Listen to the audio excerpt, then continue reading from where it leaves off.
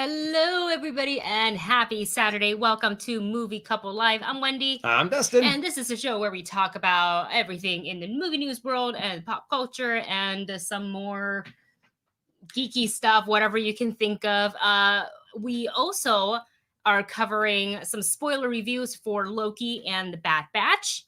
We're also going to be talking about Halloween Horror Nights returns to Universal Studios. And WB and Marvel Studios skipping SDCC this year. All this and so much more coming up on today's show. You guys, thank you so much for taking the time out of your Saturday and hanging out with us today. I hope you're all doing well. We missed you. We missed being able to live stream from this part of our apartment in the AC because as you guys probably remember, we didn't have a normal live stream this past Wednesday. We were actually, I guess, live streaming on location, which I think was a pretty big success. I liked how it worked out. Thank you. We should do it more often.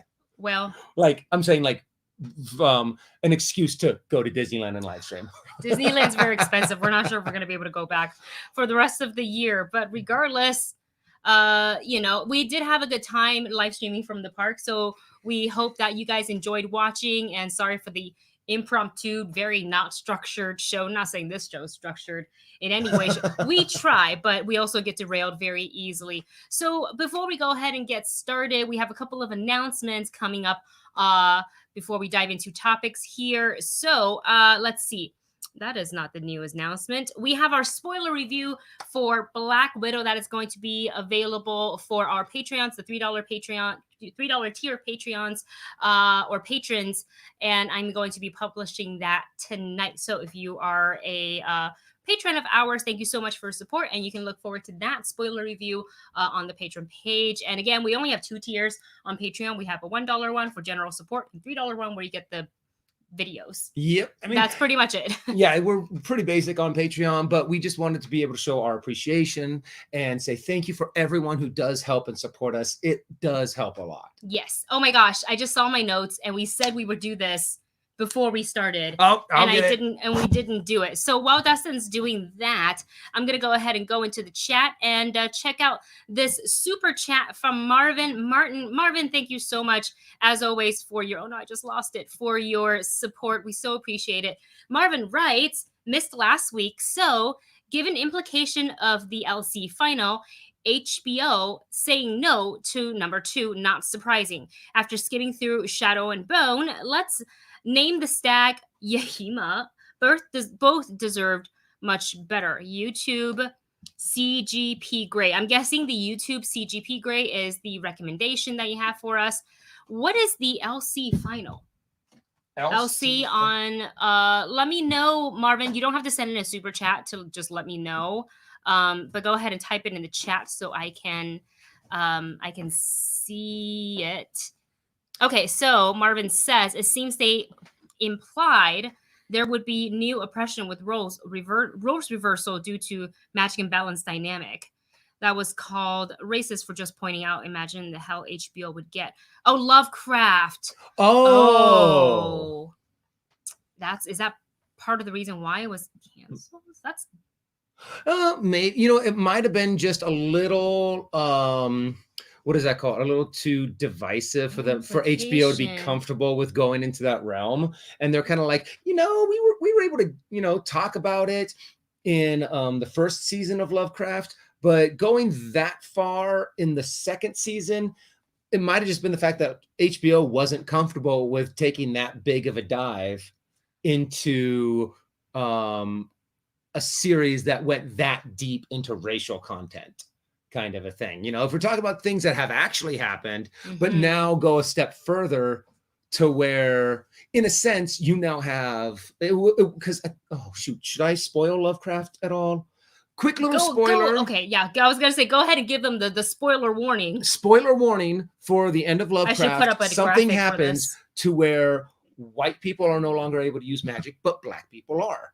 And I think creating a series about that, or a world where that is now happening, probably made HBO a little nervous. I personally think I would love to have seen it. I would have loved to see exactly. It's not. Yeah, I would have loved to see. But I think HBO executives might have been like, "Ooh, we would probably get a lot of a lot of hate from, people who kind of don't want to see white people be in that kind of situation, I guess. It's a shame. I really like the show. I really like the cast, the chemistry that the cast has, the story that it's told. But I believe Misha Green actually signed like an overall deal with Apple Plus TV. Oh, so we actually might get a second. Might. Well, I don't know how it works with the rights and distribution. I don't know if it's a specific HBO thing. Therefore, Apple TV Plus would have to buy it from them and whatnot. We're not sure, but the fact that she following the news of that, and now she is going to, there's no doubt in my mind that she was going to continue to work and be creative in this industry. So overall, this is good news for her, and we'll wait and see what happens with Lovecraft. But I at this point really don't think we're going to get a second season, but she can tell their stories. Yeah, she can tell. There's tons of stories to be told. So there is that. Marvin, but thank you very much. Thank you so much, Marvin. Marvin says chickens. Well, and it's also one of those things that, that's one reason why we kind of try to keep our show light. And, we want to talk about the things that make us happy, the things that make us, that we enjoy talking about, movies, geek culture, those kind of things. Sometimes it's just, I don't want to have to deal with, the butting of heads that will happen nowadays. People can have like an open-minded, critical discussion instead of just yelling at each other. I'd be like more than happy to sit down with someone. But in the past, when I have, and I'm not talking about any specific topic here, but in the past when I tried, it's just, it ends up with the other person like, well, don't you love it? And I was like, I don't need you to close talker me right now. I really don't. I thought we were having this. Anyways, that point aside, this is shifting in a direction that I want to keep things uplifted for you guys. So Marvin, thank you so much for your super chat. Always so appreciative of you. We're going to go ahead and move on to this other one before we show you some cool stuff that we got from Galaxy's Edge. This one comes from Josie Reviews. Thank you so much for your super chat. Josie writes, watched Repo The Genetic Opera for the first time and thought it was okay for what it was. Have you guys checked it out? I saw it a long time ago. Now, if you're talking, I think you're talking about the original one with Paris Hilton in it. Yeah, that's what I was thinking too. And I remember Anthony Head is in it as well. Giles from Buffy, in case you guys don't know. I remember watching it and I know nothing. I had known nothing about it. You know nothing. I knew nothing. Dustin Zaney.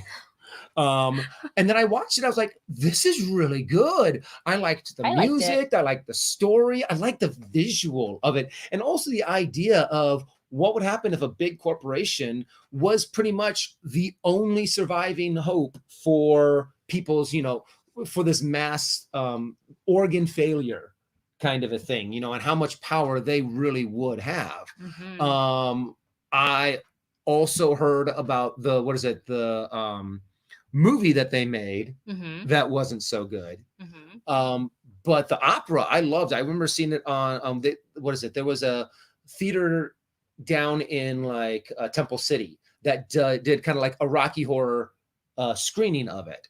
And I went there and I was like, this is a really good movie. I really liked the music, the acting, and just the overall movie. Yeah. It was a long time ago, so I feel like I barely remember it, but I think it's also one of those things where you play one of the songs from there, and then I'd be like, all right, cool.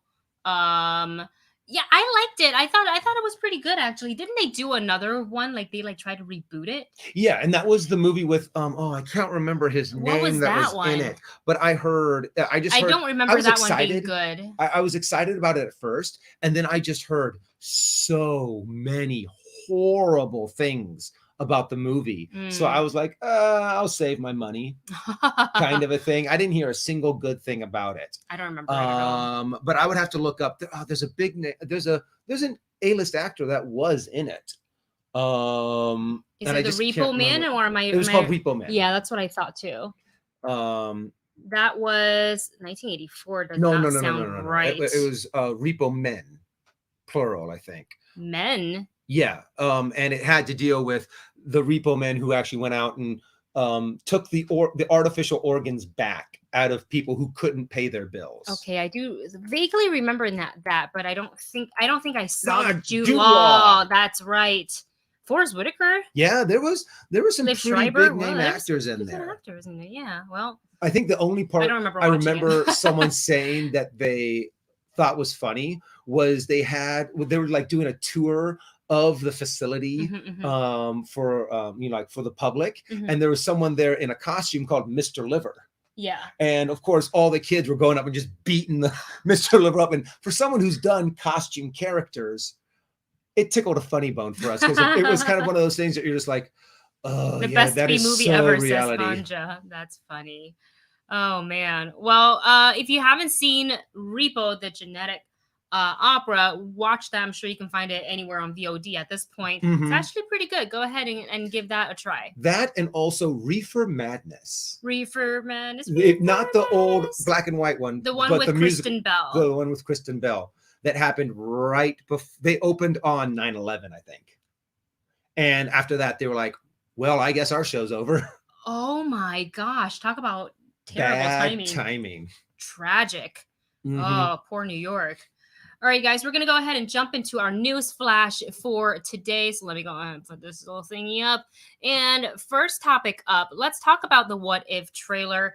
And I got to go ahead and take this off. Gosh, this is really, really hard without an engineer and a second pair of hands to help me out. But let's talk about the What If trailer. This show is one that I am excited about. But this one is even more so excited about it. So go ahead and talk about your excitement while I look at this thing that Debbie said. So for all of you who don't know or haven't seen it yet, one of the next Disney Plus series is an animated show called What If, taking all of the multiverse side stories that they've done before in the past, like Marvel Zombies, and turning it into a series to where it's kind of like a Twilight Zone / Marvel / Animatrix kind of a series. And I am so excited to see all of these different versions of the multiverse, and the fact that they are setting up in not just Loki, but also in WandaVision and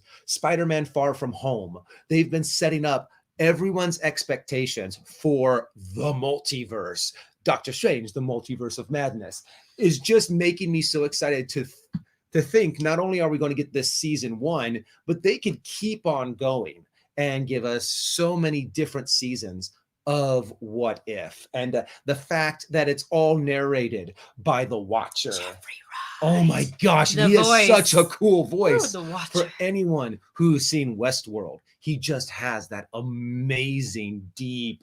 It's kind of like if I were to Mufasa, listen to modern day Mufasa kind of voice, and it just looks so good. And I am once they announced it on at Comic-Con back, I think it was 2018, 2019. I think it was 2019. And I have just been drooling over this. Any mention of What If has made me excited. So I just can't wait for it to come out. A part of me kind of doesn't want to watch anymore. You guys can go to our channel and see our reaction to the newest one. It's actually linked in the description of this video. Linked in the description below. Check it out. But I am really debating on whether or not if they bring out a new trailer right before. I feel like they might. They probably will. I feel like but I don't know if I want to see it because I want more to be exciting for me. Well, luckily, I feel like for the most part, Marvel's pretty good at, misdirection and not spoiling things in their own trailers. So, but I also understand anybody who doesn't want to watch the trailer because they want to, really go in as blind as possible to the series and not just have any sort of scenes or anything, any reveal spoiled for them. But we do hear some recognizable voices in this trailer that includes Haley Atwell. She's voicing Captain Carter, which I think is really cool. Of course, Chadwick Boseman returning to voice T'Challa, and unfortunately, I believe this is the last time we will hear him as T'Challa, which is really sad. So that definitely pulled on that heartstring for us when we saw the trailer. Josh Brolin returning as Thanos, Dominic Cooper as Howard Stark, David Damalchian as Kurt. We have Michael Douglas as Hank Pym, Karen Gillan as Nebula, Jeff Goldblum, of course, as Grandmaster, Yes. Frank Grillo as Barack, Sean Gunn as Kraglin, Chris Hemsworth, who else, as Thor, Tom Hiddleston as Loki, Jaimin Hanso as Korath, the Pursuer. Who? Star-Lord, man. Samuel L. Jackson as Nick Fury, Toby Jones, Michael B. Jordan, Neil McDonough, and Natalie Portman, Jeremy Renner, Michael Rooker. This is amazing. Paul Rudd, Mark Ruffalo, Sebastian Stan, should I say Chris Sullivan, and Stanley Tucci, and Taika Waititi, of course. Everyone. I love the fact that they're able to do this, that they're getting all the stars to reprise their roles, to get their voices in there. It's just going to make it so much immersive. Sound like it really does is just like, even though it's animation, it's still going to have that Marvel cinematic universe connection. Yes, a lot of the voices are returning, but as we saw in the trailer, there was a couple of voices when you heard it, you were like, that's definitely not the same. For example, Iron Man, very recognizably not Robert Downey Jr. So here are some of the actors not returning to voice or iconic characters. That includes Robert Downey Jr., Chris Evans, Brie Larson, Benicio del Toro, and I want to say Benedict Cumberbatch as well. Brie Larson, I'm actually kind of surprised that they weren't able to get that. Well, she also might be super busy. Well, she is, I believe, either training post or pre-production training, or currently filming the Marvels, and she is a working actress, so who knows what other things she may have going on. So we will see. And I couldn't find anywhere where it was a bunch of super chats, so we'll make sure we get to those, you guys. Thank you so much. I wonder if there is a reason why they don't have these actors come back to reprise their roles. According to this article here that Debbie sent over, it's unclear now who will be voicing Iron. Okay, so I couldn't find anywhere. Like I IMDb'd it, I Googled it, I couldn't find other than the named actors that we just listed, the actors who was voicing like Steve Rogers / Captain America, Tony Stark. I couldn't find, because I wanted to see who it was. Yeah. Just to see. I'm not saying this is going to hint at, the next person to play like multiverse Iron Man. I just wanted to have a name to go with the voice. Yeah. And I couldn't find it. So hopefully they will reveal that very soon. But this series is set to stream on Disney Plus starting August 11th. So we are for sure going to be tuning in to the series. We most likely will be doing a reaction for the episodes, but we'll see. But yeah, I'm very excited to show you guys my reaction, at least, of me geeking out and just having a lot of fun with this series. And the fact, I'm hoping that that each episode's a little bit longer than what most animated shows are. Normally animated are only like 20 some minutes. Of course, I would love for them to be 2 hours long, but I don't think we're going to get a full-on movie. I don't think we're going to get that. And I want there to be a reason or a way for Marvel to be able to tell any story they want. I want them to have a path and a reason and the ability to give us, hey, you know what? We have this new idea for what if this kind of a thing happened? I always loved the aspect of being able to look at something and you're like, wonder what would have happened if this happened instead. I always love those kind of comic books. Like, I mean, the comic book Logan. What If series, I think it is a comic book too, as well. Yeah. Yeah. Never got to read any of it because Mom didn't let me have comic books. But it's not too late. I can probably go ahead and dive into it now if I wanted to. Getting to some of you guys' super chat. By the way, thank you so much for supporting. I see Late to the Party here. Hello. They are here. This one comes from Bleeding Green, my awesome mod for my Twitch channel, the best. And he writes, I know I asked this yesterday, and by yesterday he means on the John and Wendy Explain the World show. But I wanted to ask Dustin as well on the characters that we haven't seen yet in the MCU showing up or referenced in What If. Oh, I love them. I love the idea that you could start sprinkling in some of these characters. You can sprinkle in X-Men. You can sprinkle in the Fantastic Four. You can sprinkle in so many new characters to get people used to the idea and then present them in the cinematic universe. so that it makes it so you can now get anything you want into these movies. Remember a time to where all you could do is A-list superheroes. You know, if it wasn't Batman, or if it wasn't Thor, or if it wasn't Captain America, or if it wasn't Superman, it wasn't going to happen. And now we're getting everything, anything we could get Howard the Duck again. We could get a Howard the Duck Marvel Cinematic Universe movie. I mean, we're literally going to see Howard the Duck in the What If series. So that's very exciting. I saw the original Howard the Duck so many years ago, and it was one of those movies that was so silly. I loved it. I actually probably have to go back and watch it again. And I'll probably be like, oh my God, this is so bad. But back then when I was a kid, I thought it was great. Amazing. Go ahead and get into some of your guys' super chat here. This one comes from, by the way, Bleeding Green, thank you so much for your support.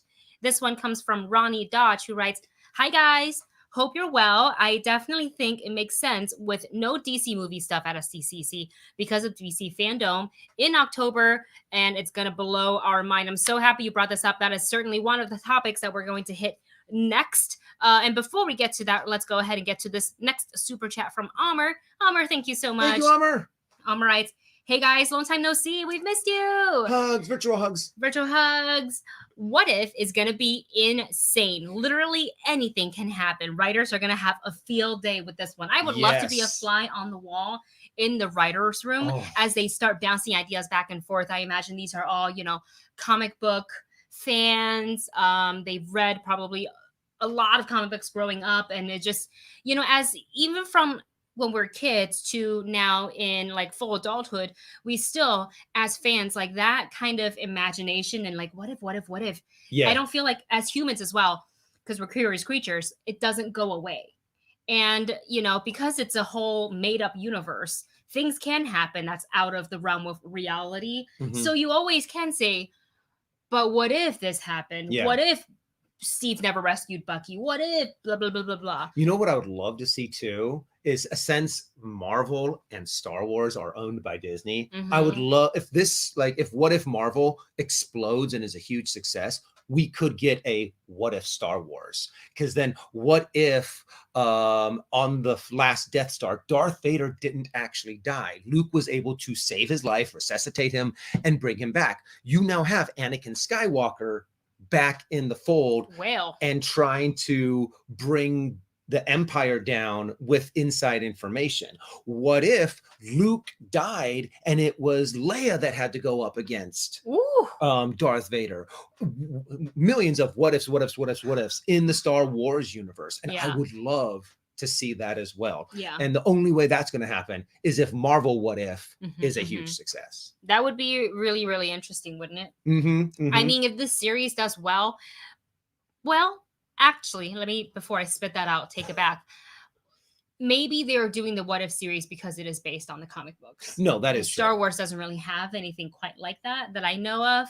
So maybe they just wouldn't, because all of the What If stories from Star Wars are, more of a separate, either fan made or fall into the category of legends. So I just want to see it. I would love to be able to see a What If Star Wars. So I just hope that this is just one step closer to being able to get that. But that does not mean I'm not excited about What If Marvel. Agreed with that. And we have another super chat. This one comes from Nash. Nash, thank you so much. Nash writes, okay, this is a Loki one. So I'll read this out loud now, but we will save it for like a further discussion as we get into our Loki spoiler talk, which is usually later part of the show. But Nash writes, did you hear about the recent leak on Twitter about the theory that B-15 is a Loki variant, or have I arrived late to the party or not late to the party or just on time? We haven't heard that theory yet. That's the first time I've heard of it. But it's also a theory. So we try to push down our theory just a little bit when it comes to Loki, because we did so much crazy mad speculation during WandaVision that none of it came true, that we're just trying to enjoy the show for what it is now. But that is an interesting theory. I actually don't think B-15 is a Loki variant. I don't think so either, because when Sylvie brought back her memory, B-15 was like, oh, I had a happy life. I Mm-hmm. don't think a Loki would say that, except for maybe Sylvie if she did not get pulled out of her timeline. Yeah. Kind of a thing, because she was saying that she knew she was adopted.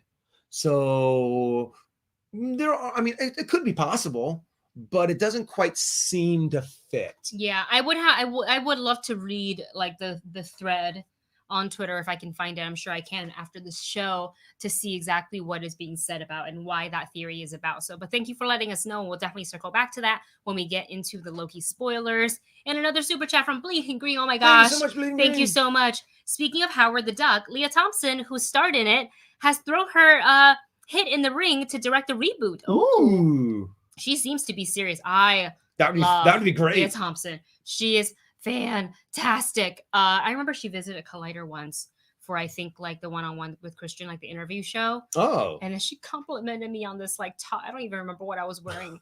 I was fangirling on the inside. You wear some very cute outfits. Thanks. I try.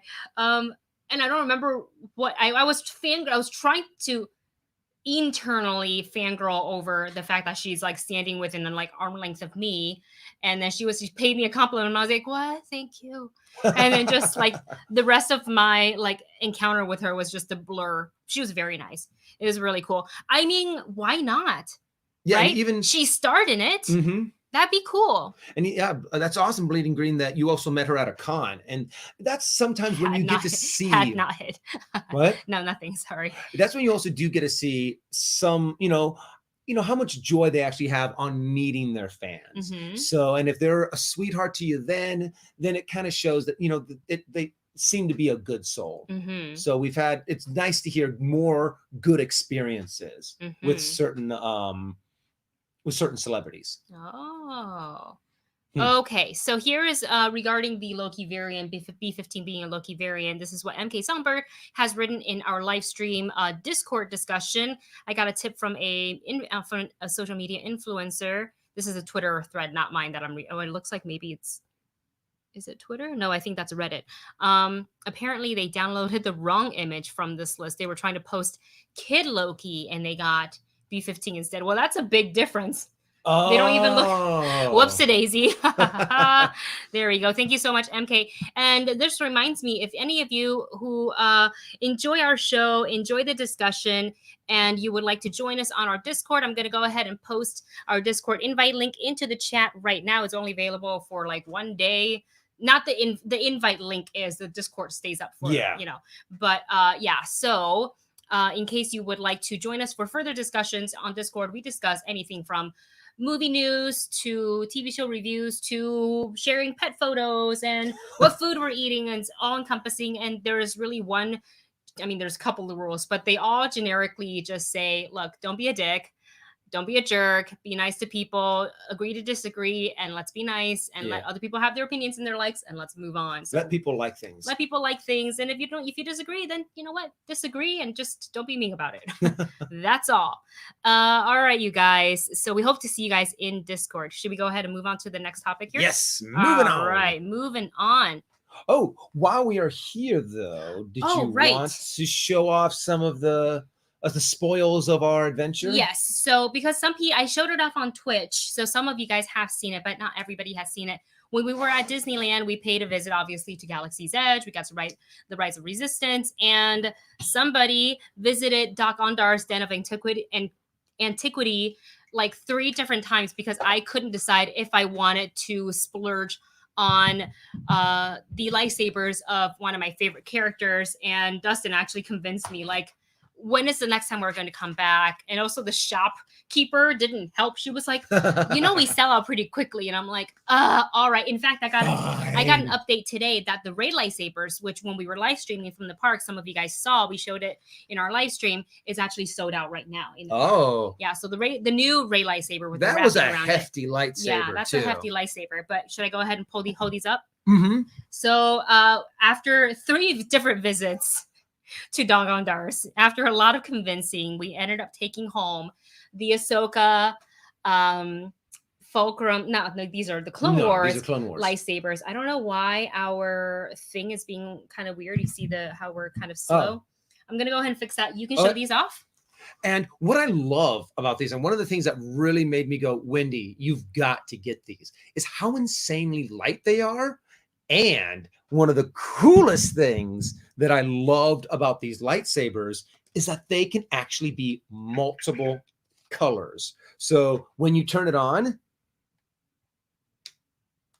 aha, you have your green, but because in Clone Wars, Anakin Skywalker did a improvement on them, and you can now change them from green. Oh, where's the button? There's the button. So you don't, it's kind of in there, so you can't like, oh, aha, there we go. You can change them to the blue color. And I'm like, you get two colors for the price of one. I've been wanting that in a lightsaber for so long, to be able to have more than just one color. And I love the sound. And I love the fact that the sound also changes. So here, listen. Careful with the back.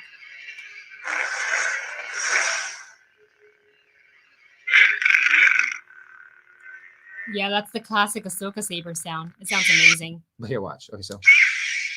And then switch it to the blue. I love that hum. I think that is such a cool design on the sound. Yeah, it sounds a lot like her fulcrum sabers that we see in Rebels. They have that similar light hum, which I really actually like a lot. Just sounds really cool.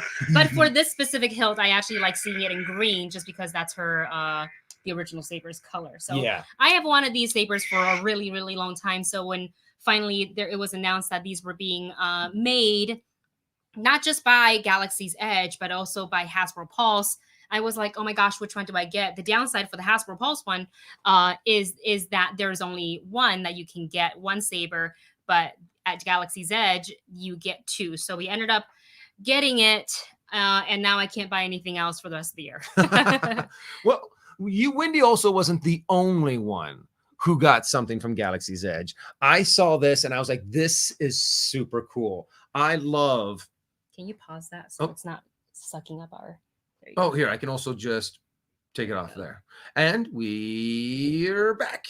So I just love this Mandalorian mug that they had. Tiki mug, yeah, it's kind of like a tiki mug where it really does look like you could be sitting on a beach, with like a little umbrella in it.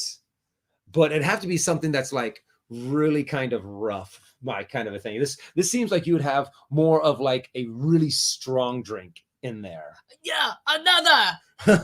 That you would not. No. No, we're gonna protect the mythosaurs, but it is really cool. We love the design. We saw it on our friend Jason Sasaki's Instagram, and we were just kind of like, oh my gosh, we've got to buy it. Sorry, there we go. There Focused we go. In. There it is. And I just think it looks so cool. And it says this on the back. Mm-hmm. Oh, what is it? As well. Hold on. There. Aha! It focused.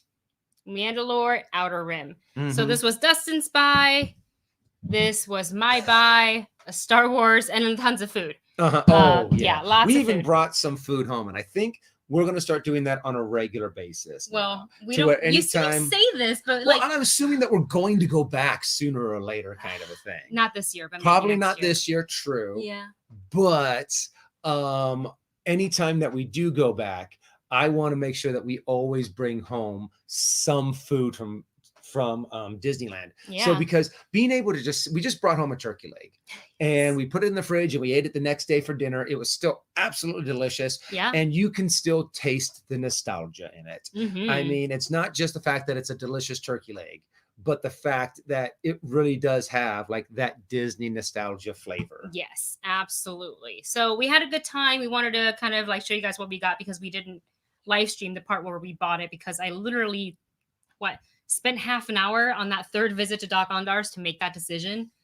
And as I was signing the credit card, I was kind of like, I don't know if I want these.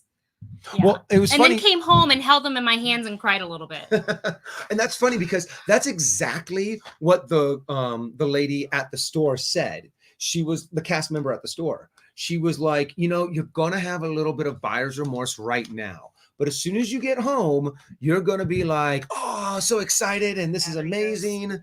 And sure enough, that is exactly what happened. Yeah.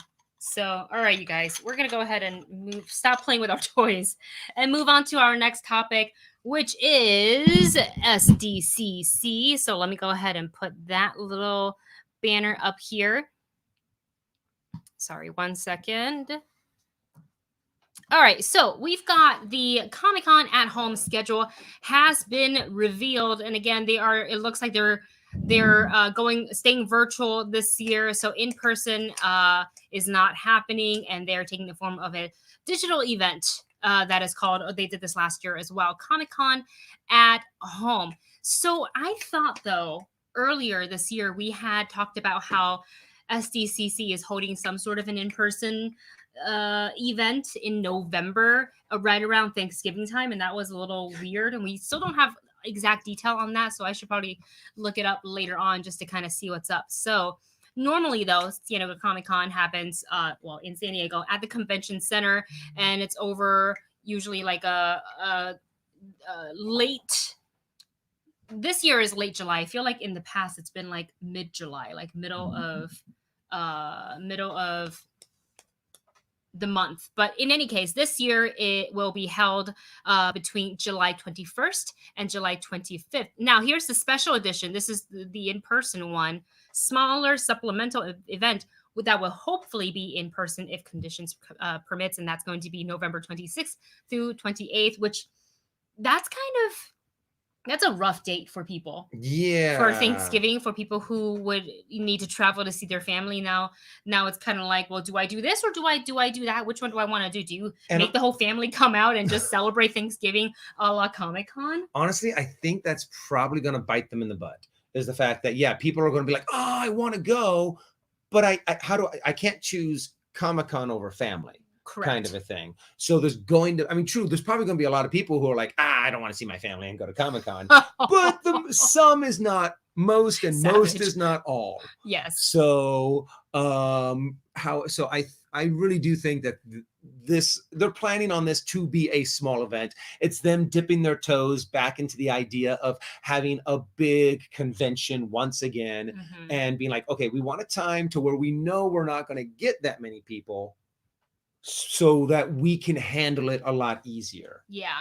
But they did, and again, they did say like as if condition permits. So they're probably waiting to see what happened. I don't think there's any sort of concrete plan as of yet, or they have like multiple plan A, plan B, and plan C and ready to execute depending on how things go with this pandemic. But they have given us their schedule and panels and times for this year's Comic-Con at home, and it is as follows. On Wednesday, July 21st, we have from 1 p.m. to 2 p.m., and you can see this on the Comic-Con website, Unmasking Snake Eyes, G.I. Joe Origins, and I believe this is a panel, and I believe it is hosted by Atomic Mari Takahashi from previously Smosh Games. If you know her, she's been doing tons of hosting stuff. Awesome human being all around, so I'm excited for her. Real quick, this has it's just a super it's Jake. It's just a super chat from Jake, and thank you so much. He's just saying that, hey, he loves us and that he is heading out. Thanks so much for catching us for the time that you had. We really appreciate your support and everything, man. Jake, thank you so much. Jake is awesome. Also mod extraordinaire. Yeah, for lots of people. I think Outlaw Nation, for Live at the Roxy, tons of shows. Jake is awesome. Thank you so much, Jake. Appreciate you. Aw. All right, let's see. Okay, so that's like the only panel that's around for that Wednesday, which is kind of cool for G.I. Joe. I think then it's very just like they get the spotlight and all the focus is on them. So that's very exciting for Snake Eyes. On Thursday, the 22nd, they have a bunch of different stuff, which I like because sometimes I feel like Comic-Con has become just big advertisement for blockbuster films that are coming out, whether it's like superhero comic book films or franchises such as like Walking Dead, Jurassic Park, things like that. Yeah, and smaller Dark Crystal. things, science and other actual comic related things get kind of pushed to the wayside. So I am happy because I am seeing some of these panels, for example, teaching and learning with comics, the science of art. content through comics, teaching STEM and humanity with graphic novels, things like that. That's really, really interesting. Graphic novels are the new textbook. Things like that I would 100% watch. Educational role play, breaking the mold with Game Academy for all the TTRPG curious people. There's that for you. And they have Geeked Rewind 2020 to 2021, the true American horror of Lovecraft Country. I remember last year they did like a Lovecraft Country thing. Wait, was that during? I think that was during Fandom, actually, because HBO and WB. But I remember liking that, liking seeing that a lot. And then they have on Friday again a bunch of different panels in all various topics, which we like. But they also do have for Paramount Plus Peak Animation with Star Trek Universe, the Harper House, the Stephen Colbert Presents Tuning Out the News, and so much more. That actually might be something that I need to watch, how to tune out the news, because I watch a little too much of it. A little bit too much. They also have an Amazon panel. Who knows what that is, but I assume Amazon Prime. Something stuff. I'm super excited about. The Dragon Prince Inside the Creative Process. We love the Dragon Prince. Such a good We series. wish it was more on people's radar, because I think people, for a lot of people, I don't know why, they're like, I don't want to watch cartoon. I'm like, but why? But it's so good. Sometimes it's the best stories being told through that. And also we love the diversity in the cast and the characters represented. Let's see what else they have. An HBO Max, Cartoon Network Studios, Adventure Time, Distant Lands, Marvel Comics, X-Men, so much more. The incredible impact of Dungeons and Dragons on culture and entertainment. You know that we will be tuning in to that. But reading all of these topics, we are seeing something that is definitely missing, specifically to some WBDC/Marvel content. To be clear, we're talking for movies. I believe like Marvel shows, so like Disney Plus may or may not still show up. Like some of the Marvel shows may still show up to do that, and to have some sort of a panel or like a segment. Also, individuals will do panels about certain Marvel or DC properties, but it's not going to be Marvel proper talking about. It's not like the Hall H. It's not. We're not going to get a Hall H. We're not going to get any other little panels from Marvel or from a Marvel series kind of a thing, which is a little sad, but honestly, in this day and age, it kind of makes sense when they can 100% do it by themselves with fandom, with any of the things that Disney decides to put out on the internet, kind of a thing. So it makes sense of why they're like, hey, you know what? Unless you guys are going to have the big convention, we're just going to do our own thing. And honestly, we've talked about this before when the pandemic hit and everybody had to very quickly make changes and pivot to another way of broadcasting live in-person events to flipping it to online digital, how they're going to make that work. I think WB/DC did a really, really great job with DC Fandom. We had a great time watching it. You guys know we live stream a lot of it, and it was a lot of fun to watch along and discuss with you guys, especially for like the Batman trailer, the reveal was so fantastic. And I think they had such a great success that, of course, it makes sense for WB wanting to say, yeah, I think we'll skip and we're just going to make everything fandom. So you have like, DC-centric fans that they would have only gone to the Comic-Con for the majority of DC stuff anyway. So why not just give them a one-stop shop? You can shop our merch. You can get all the news. You can watch all the new trailers and all the interviews in one spot, only dedicated to our fandom, to our superheroes and comic books. It's brilliant. And we even said this, I think, prior to the pandemic, when we saw certain studios starting to kind of pull out and have less and less of a presence in Comic-Con and other cons.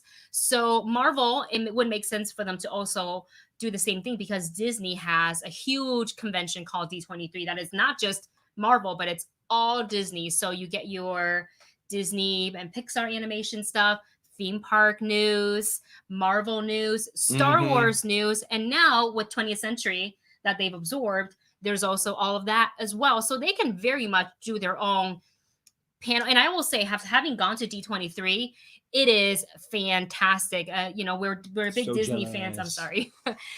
Such big Disney fans here. So the layout, the aesthetic, the way things were run and controlled, it was really great. And while I do miss a little bit of that excitement of being in Hall H, being in, I guess, Hall D, maybe, I don't remember, because Hall Disney. it's in a different convention center. I think it was in Anaheim. The setup, it felt roomier than Comic-Con Hall H. Oh, Remember Hall H? It's just like you're packed. really like sardine canned into the people next to you, and then people bring their like sleeping bags because they stayed overnight so they can get a really good spot. So you have all this crap, and you have this like less than smaller than the aisleway in a movie theater in Hall H, and then imagine trying to get up and get like your $6-7 hot dog from the concession and then coming back. For D23, I felt that it was way more roomy, if that makes sense. Oh, that's good. Yeah, definitely. And it's nice that they're able to do that, make it a more enjoyable experience. Absolutely.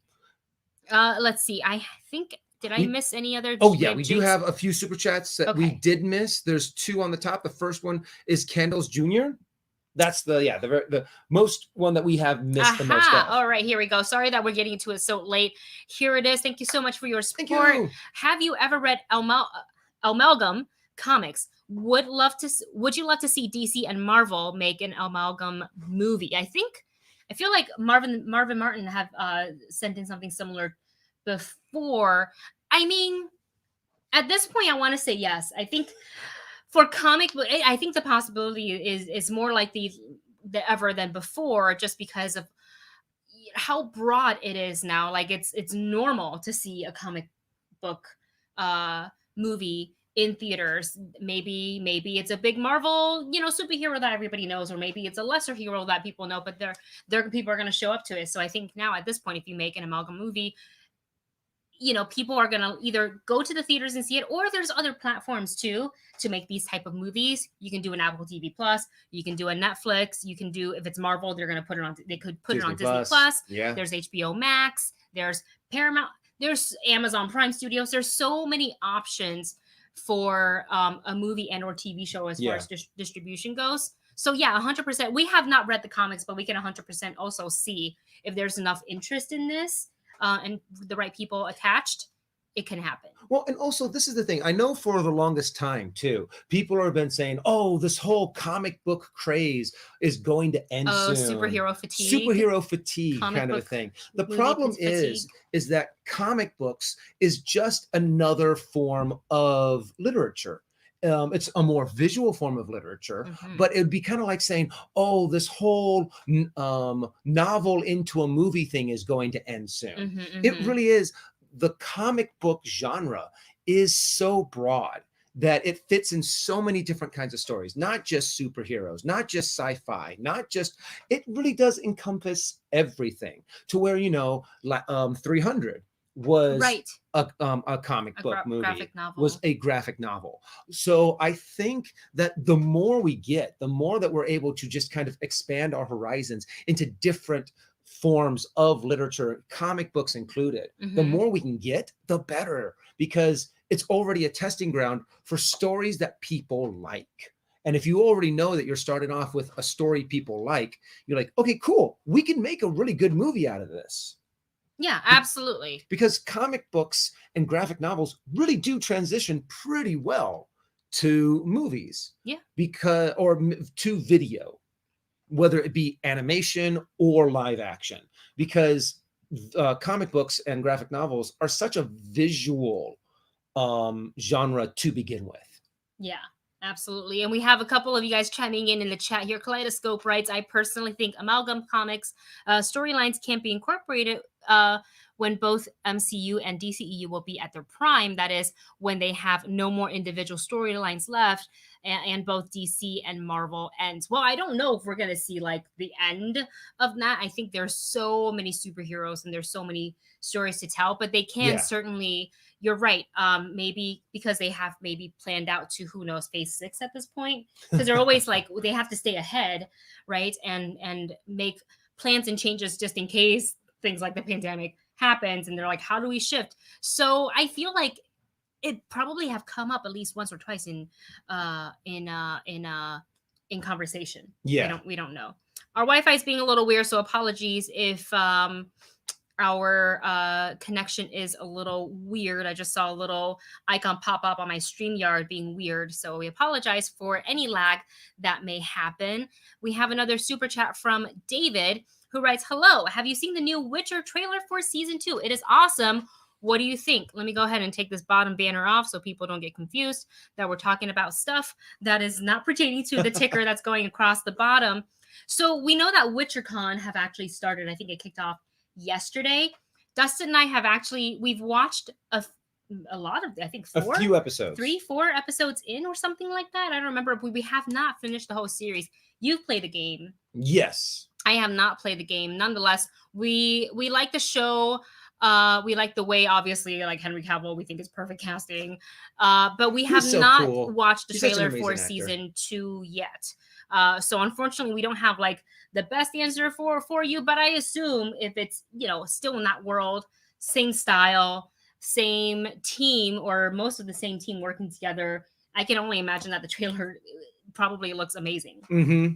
And just to see more of the storyline, to see more of this world, because it is so, I want to say vibrant, but it's so visual and just such a new world. It's always fun to explore more of it. Yeah, absolutely. Thank you so much, David, for your super chat. Thank you so much.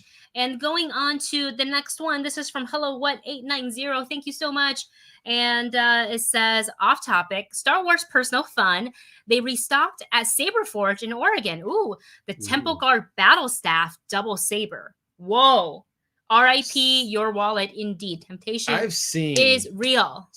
I've seen some of the sabers that Saberforge has, and they are beautiful. Some of them are super cool. There have been so many times where I'm just like, I want to buy that. I really want to get that. I mean, I started off as an Ultra Sabers guy. I have a few Ultra Sabers, but now that I have so many different lightsabers, I haven't really been like, oh, I have to get this one. And since I don't use, we don't do fight choreography as much as we used to. Right. I'm a little bit more hesitant to buy them, but they look gorgeous. If I had the money, I would have our entire study just filled with lightsabers on the walls and have it look like General Grievous's office, to where he just has all of the lightsabers wrapping around the walls and just having them hang there. A couple of the special ones would be the ones that actually have the blade connected and they could actually be activated and turned on and off, just to have that ambiance in the room of that hum and that light. And I'm just like, oh, that would be so cool. That would be really cool, huh? Well, we love that. Good luck to you and your wallet. If you choose to purchase one, hop onto Discord and let us know how you like it and which one you ended up picking. We're going to go ahead. Long live your wallet. Long live your wallet, right? We're going to go ahead and move on to the next topic that I do not have a ticker for, but we are going to talk a little bit about, let me just make sure we're on topic here. Hang on a second. Oh yeah. Okay. Halloween Horror Night. That is, I believe, one of my tickers. Halloween Horror Night is returning to Universal Studios, to both Universal Studios.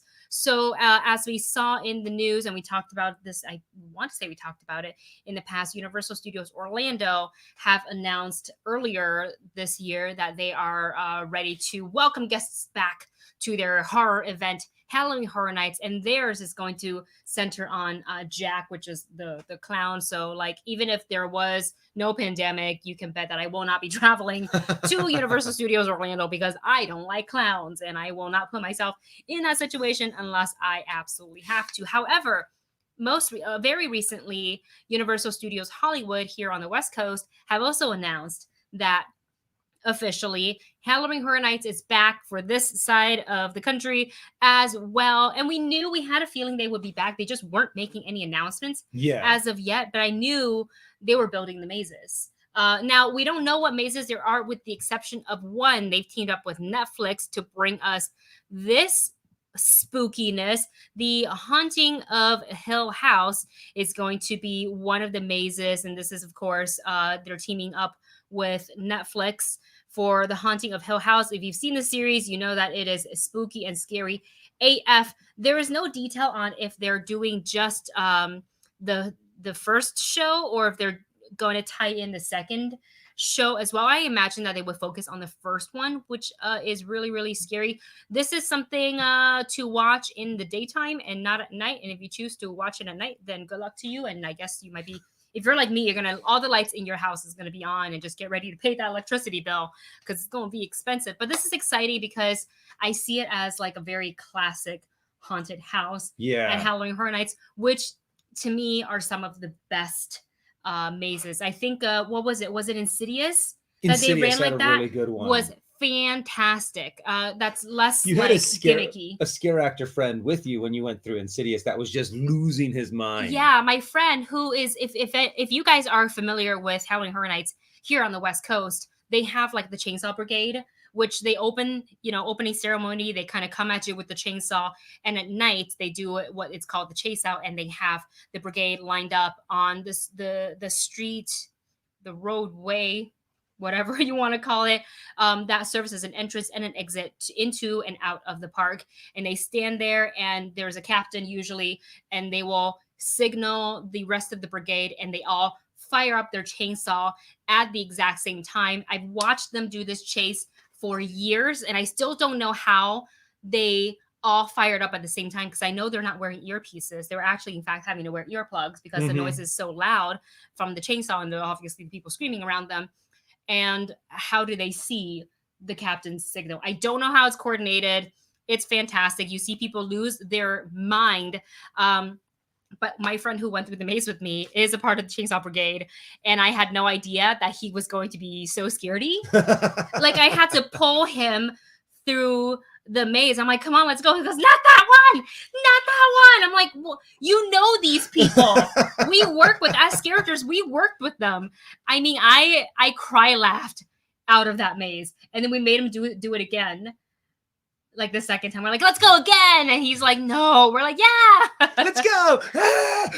It was so fun. I wanted to record him so bad, but obviously you can't have your phone out and you can't really record. You want to just continue just moving forward. And he wouldn't have let me record anyway, because he was too busy hiding behind me. Using Wendy as a shield. Or wanting to push past me to get into the next room just to get scared backwards. It was a good time. So we're excited that Halloween Horror Nights is returning. Another piece of news is that generally Halloween Horror Nights have like up to 6 or 7 mazes. There's only 4. Okay, so they're downsizing a little bit. Well, I think they have to, because if they're trying, maybe they will try to social distance. I'm not really sure how that's going to work. Well, it makes sense too, because also one of the big things about Halloween Horror Nights is that it is very cramped. Whether you're waiting in line, whether you're going through the maze, it would make sense that they would want to, spread it out a little bit. Everyone is, this entire year of 2021 is going to be the year of all these companies dipping their toes back into the waters of having huge groups of people back on their property. So it makes sense that they're being careful, and I appreciate that. Yeah. I also hope that they take all the steps to protect their fellow characters and their staff. I don't know how that's going to work. Do the characters get to wear a mask on top of their mask, because that can get really, really hot. It's a pretty vigorous night for anybody who is scaring. Especially if you're in a maze. Yeah, there's a specific, I don't know if I should give the secrets, but there's a specific frequency that they would like to see us jump out and scare the guests for consistency of performance. So for all the guests that are coming through, they're not missing out on some of the scares, that everybody gets hopefully the same experience. So, but that requirement means a lot of repetitive movement for the characters, depending on where you're stationed. It could be as easy as I say easy with that's not easy. Oh, I barely broke a sweat. No, you're still going to hurt. But it could be something simpler, such as lifting open a curtain, coming out and do your scare, come back in, or literally having to run down the hallway, make a right corner to get your scare, and then come back in. So it really depends on the place where you're placed in the maze. So, and also one of the big things that does happen during any Halloween maze is the fact that some guests' social skills aren't the best to begin with, and I'm pretty sure a year of a pandemic hasn't made anyone's social skills better. How to be human?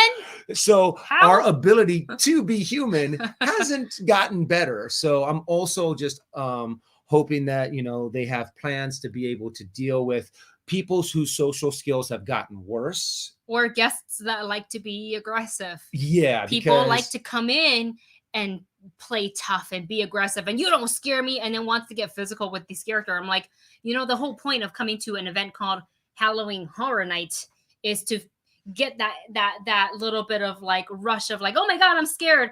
But as a full-on adult, you also know like these aren't real people. They're like, we're not going to touch you. We're not going to get that close to you. We can tell when you're too scared, like legit scared, and they'll know to back off, or you're scared but you're still having fun, so you give them a little bit of that little extra push. But obviously we can't touch them. Like there's zero touching when it comes to horror nights. And Sean, I love your comment. We all need a book on how to be a good human being. Indeed.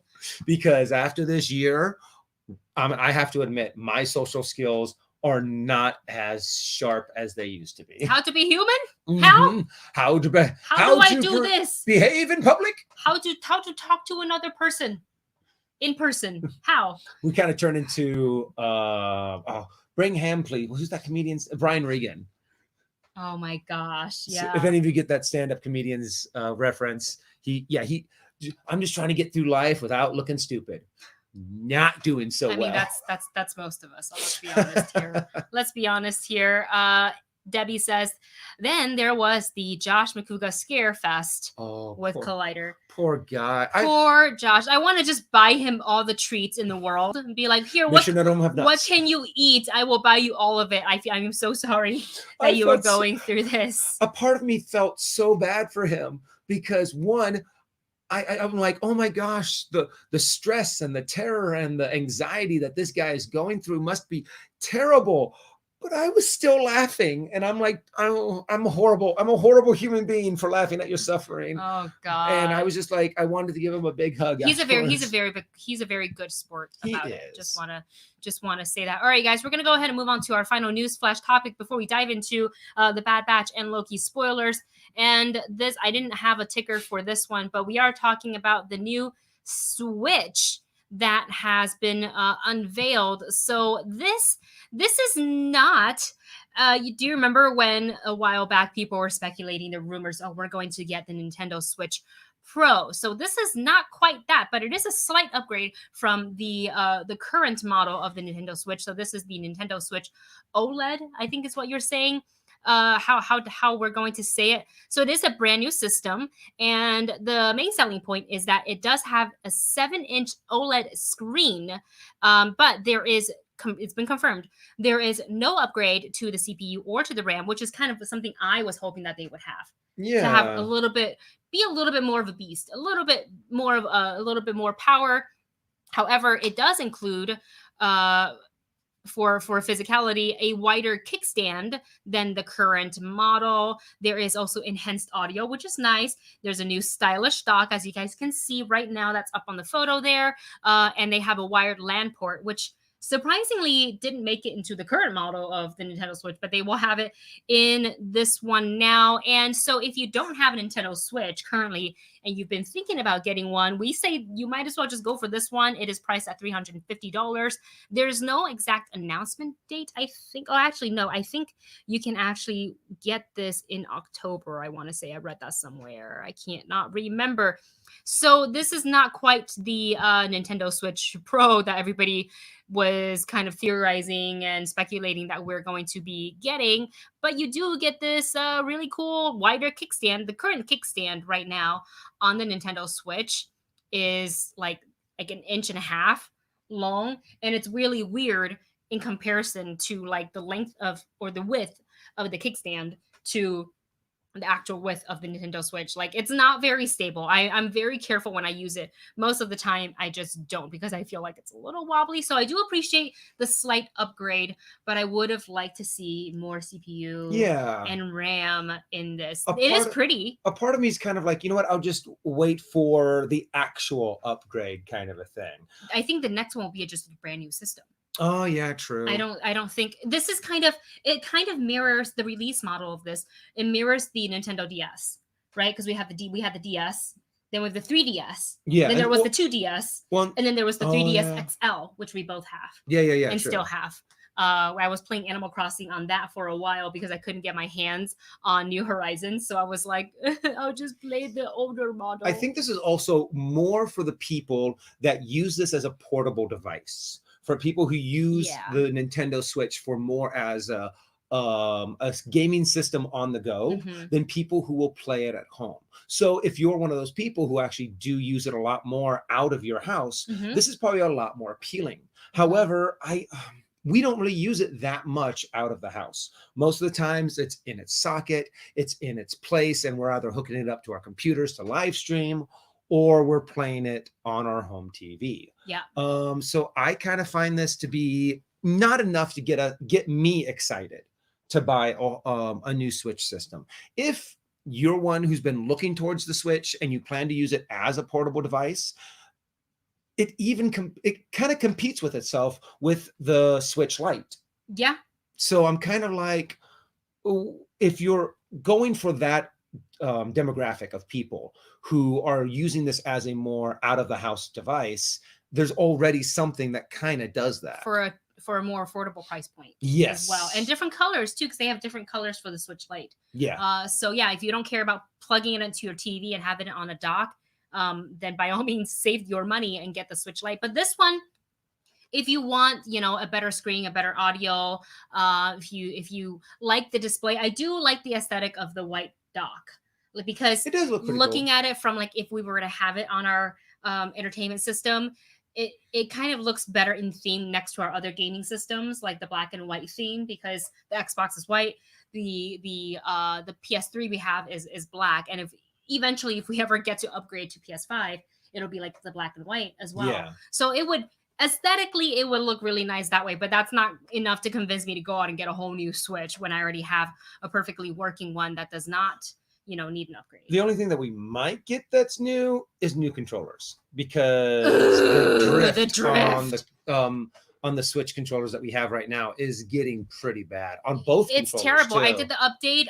Movie Bunch Adam went ahead and sent us over like a little tip on Discord on like to make sure that you update it, and I was hoping it would fix it. It did not. It did not. I also really like DJ Knight's comment. It looks like a toaster. And I was like, what? And then I looked at it, I'm like, brave little toaster. Yeah, it kind of looks like a little toaster. You put little oogly eyes on it. And little eyebrows. You can make it a real toaster. All right, guys, we've reached that part of the show where we are going to get to talking about spoiler. Oh, do I not have a thing up for Loki? Yes, I do. Okay, well, we're going to go ahead and jump into the Bad Batch first. So if you guys are not caught up with the latest episode of the Bad Batch, then we would say maybe you want to put this portion of the video on pause and watch on the VOD later on when you are caught up with the Bad Batch. But we are going to go ahead and dive into it. We're now on episode 11, which means there's only 5 episodes left. And this one is entitled Devil's Deal. A very different type of episode than what I expected. Because there were like maybe 10% less than 10% of the Bad Batch in this actual episode. And like some of them didn't even have lines. Right. I think Wrecker just kind of went, and that's all Wrecker had. That's great for D. Bradley Baker. Oh, just grunt. All right. Just have that. I'm not doing a good Wrecker today. There's a bug in here. Sorry. But yeah, this one, though, I actually didn't mind that the episode focused on this, but we went to Ryloth, and we got to see a young Hera and Cham Syndulla, which was such a surprise. I really didn't think that we would. She was definitely not one of the people I thought that they would feature in this show. Yeah. I don't know why, but I was thinking so centric, like maybe an Obi and Darth Vader / Anakin or an Ahsoka appearance. Never in my mind that I thought, what do we got to see like young Hera and Chopper as well. So that was a really good Chopper. Episode. I thought that was great. Voiced by the one and only Dave Filoni, of course. So that was really cool. That the entire episode was basically showed what Senator Ta was doing and working, what it's like to work with the Imperial on that planet, and what Cham Syndulla and his people are doing and sort of just all the weird dealings and plans and political backstabbing. intrigue. Yeah. This had a of all of lot this. more of that, and I did find it very interesting. Yeah, same here. So this makes me think, because at the very beginning, episode 1, we saw Caleb. Later on, he will be Kanan. And I also love the comment that Hello What 890 put in there was the moment when young Hera actually sounded younger in comparison to Caleb. Caleb just hit puberty like twice. That's all. He just hit puberty twice, and you're like, yeah. And I think she did a good job on making herself. Vanessa Marshall was great. She sounded a lot younger. She sounded like a young Hera. I loved her voice acting that she did in this episode. And I love the fact that they really did focus on Hera a lot. One thing that I really do hope that we actually might see is young Hera and young Caleb crossing paths for the first time. Somehow. I believe there is a book. I've been getting a couple of messages on social media or somewhere. So I think it was actually in the comments of the Bad Batch reaction video. But in one of the Star Wars book, Caleb and Hera, it does show how they meet, but they're adults when they meet. So if they were to follow the book, and if that's canon, then they will maybe follow that. But if the show wants to break away from that, then maybe there could be some sort of a pre-meeting. Yeah. Just a quick cross. I think that would be cool too. Like if they had, it's like that destiny that they didn't meet at this time, but their paths did cross, or they crossed multiple times until they were meant to meet. Yeah. Kind of a Caleb thing. just hit puberty twice. He did. That's why he's such a badass. He's like, yeah, I can't do it. Yeah, you got this. Thank you so much for MJ Allied. There we go. Thank you so much for your super chat. I love your reaction videos. Keep it up. We have so much more coming. Obviously, 5 more episodes of The Bad Batch. One more Loki. And fingers crossed, I'm pretty positive we're going to be doing What If. I'm pretty positive. So I imagine that one's going to, you and I's reaction, if they drop some craziness in the series. Oh, I'm going to lose. That'll be a fun one to react to. I think my reactions are just going to be so big and so excited, kind of a thing, that I'm willing to, kind of embarrass myself to be like, hey guys, look at how much I love this stuff. We just like to geek out, and we love that you guys can geek out with us. So thank you so much for your support. Starju says we could also see young Sabine one day in The Mandalorian. We could see her there. We could see that. And if the Bad Batch continues to do things for Sid, who's to say they wouldn't they wouldn't go to Mandalore? No, that's true. They could do some jobs over there. And just a quick meet, it doesn't have to be an episode like this one, although I wouldn't mind. What's really cool is Hera and Omega having that full-on conversation about piloting, and Hera's love for flying was very much a main point that they continue to hit in this episode, which really, it's like strong foreshadow. Like, yeah, she's going to be a pilot. She's going to be a damn good one, and she's going to basically 90% of the time get the crew out of, danger. Yeah. In Rebels. And also, I love the conversation that Hello What 890 is putting up right now about Hauser. Hauser is one of the clones that we saw that did not seem to has retained his personality. Not just his personality, but it looks like his inhibitor chip had no effect on him. Kind of a thing. And yet, how is he still a part of the clone army? You think they would have, these are the clones that didn't follow Order 66. Perhaps they weren't activated. Maybe, and depending on where he was stationed, he didn't need to be activated. I think there's a very interesting story behind him, and I am dying to hear it, because it looks like he still retained his personality, that he still questions some of the orders that he has been given, that he's questioning how the Imperials are behaving. He's looking, when he saw that assassination of the Ryloth senator, it really looked like he disapproved of that move. And I want to see the repercussions of that. Well, I feel like the Admiral over there was taking mental notes, and that would help him, become more solidified in his choice of no more clones. Because of this.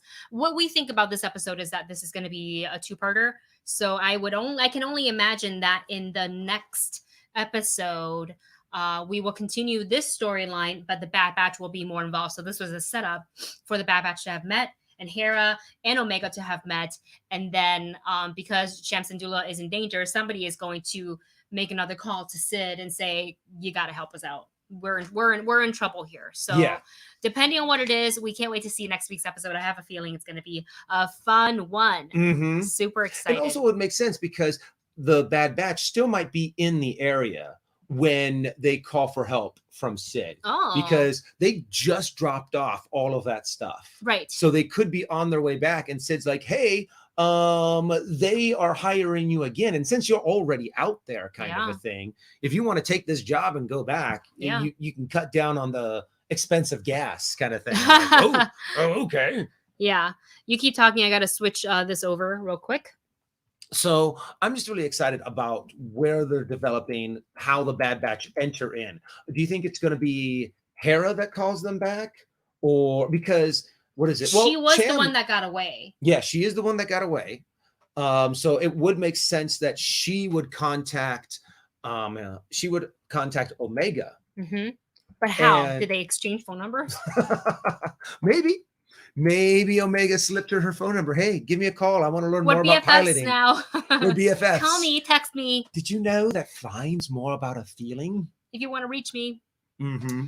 Yeah, so we'll see. And with that, we're going to go ahead and move on to our Loki spoiler discussion. And as always, this is your spoiler warning. If you're not caught up to the latest episode of Loki, we suggest you put this video on pause, add this to your watch later list. Come on back when you are caught up with Loki so we don't spoil anything for you. But we're super blown away from by this episode. There's a lot to talk about because one of the main things that we were thinking about was, okay, did they just kill the two main characters by pruning them? And then, as the mid-credit scene showed, oh no, they actually aren't dead, but they do get to send to, now we find out, the Void, which is crazy, where Loki ran into other variants such as Classic Loki and Kid Loki, Gator Loki, and Gator. I love Gator Loki. Is the best, and Boastful Loki.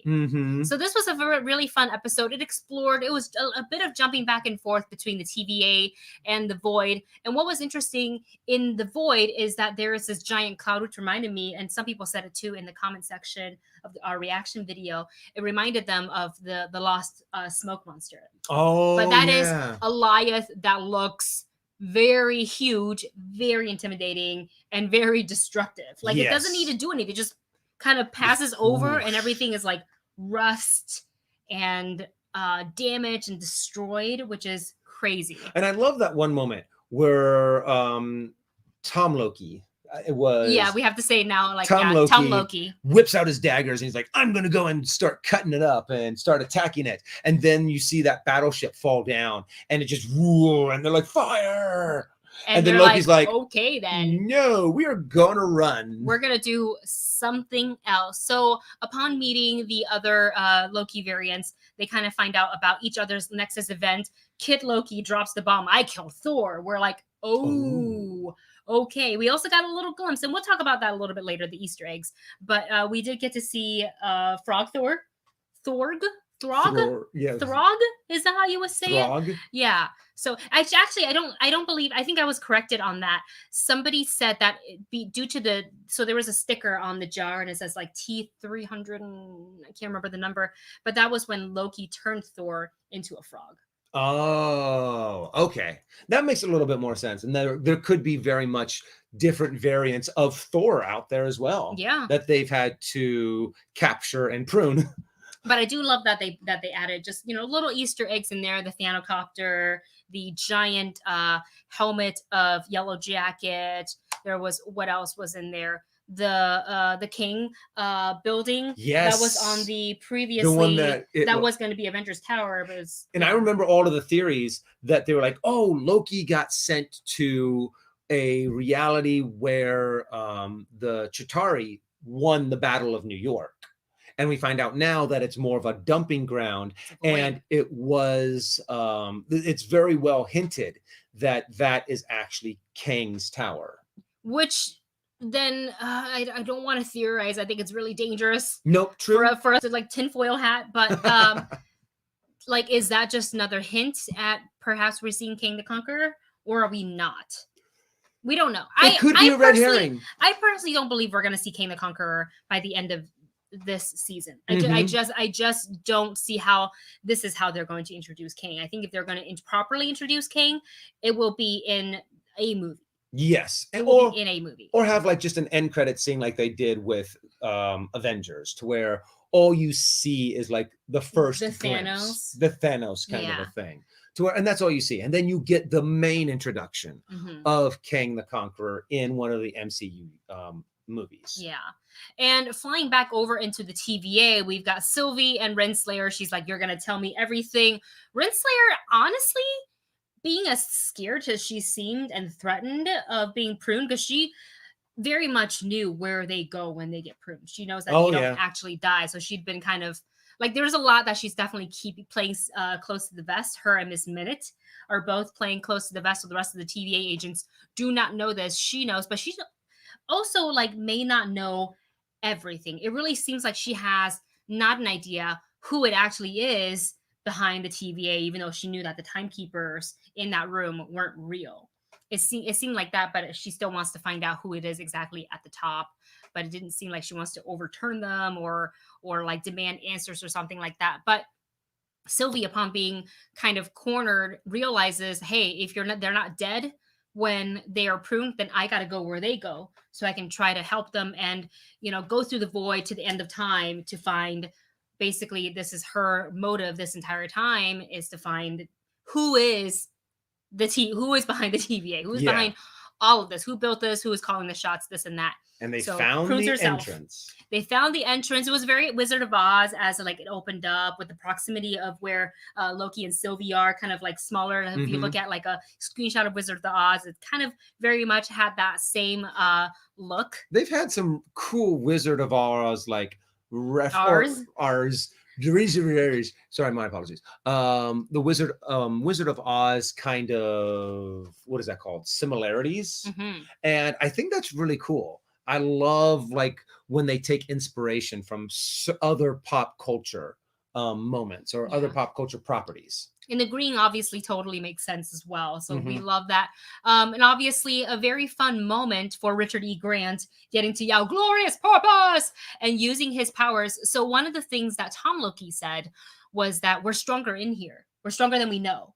And classic Loki, Richard E. Grant Loki also said, like, in his timeline Nexus event, he created a mirror image of himself, so real that the Mad Titan himself believed it. Who's to say at the end there that is not an illusion of himself? I think it is. I really do think. And he just stays alive because he's badass like original that. Loki.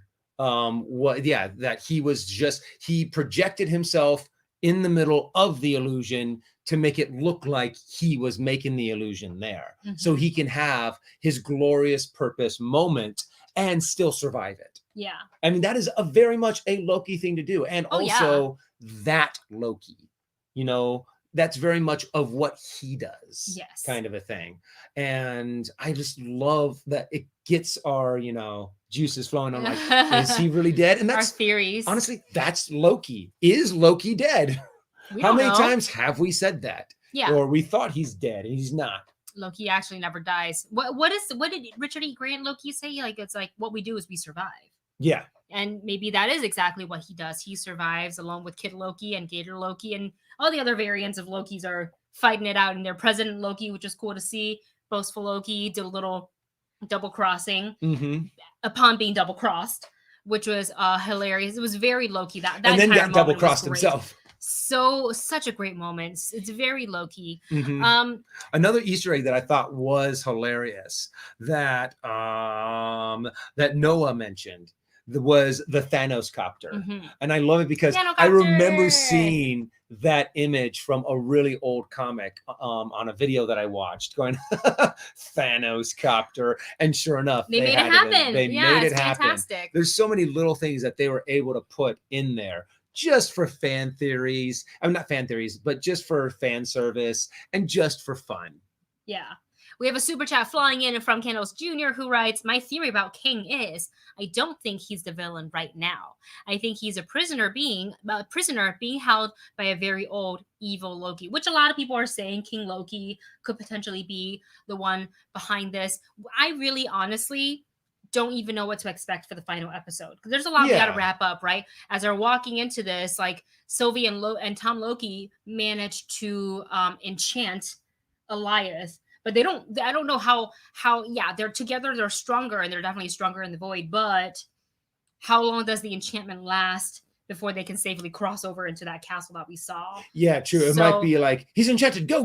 I think they will. I think the next cut is they're not gonna like have like any sort of conversation. They're just gonna be like, okay, we're here, and we enter, we find out. But another thing we were very curious about is Mobius, with the temp pad, went ahead and went back into the TVA to burn into the ground. He said to Loki, a nice little hug moment. Thanks for the spark. Mm-hmm. So now he's got a bone to pick with Renslayer. These two, they've had many conversations after missions. We're friends, right? Like, how long have they been doing this? We see all the various rings in Renslayer's office. Mm-hmm. How many of the other...